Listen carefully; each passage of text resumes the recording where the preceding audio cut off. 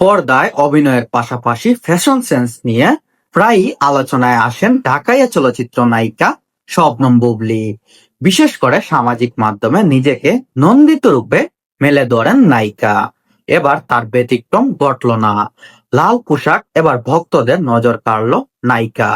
সম্প্রতি নিজের ফেসবুক পেজে কিছু ছবি শেয়ার করেছেন এই নায়িকা, যেখানে বুবলীকে দেখা গেছে একদম ভিন্ন এবং গ্ল্যামার্স লুকে।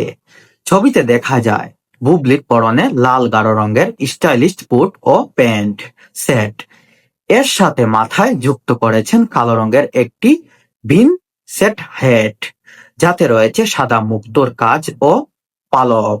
এছাড়াও বুবলির মেকআপ ও গয়নাতে ছিল অভিজাতের ছোঁয়া। কানের দুল হিসাবে তিনি বেছে নিয়েছিলেন বড় পাথরের লাল দুল। নানা ভঙ্গিতে যেন ঠোঁটে আঙ্গুল দিয়ে পোজ দিতে দেখা যায় শবনম বুবলীকে। অনেক দিন পর শবনম বুবলীকে এই লুকটাতে দেখে অনেক ভালো লাগছিল, কারণ এর আগে কখনোই শবনম বুবলীকে এত সুন্দরভাবে নিজেকে উপস্থাপন করতে আমি কখনো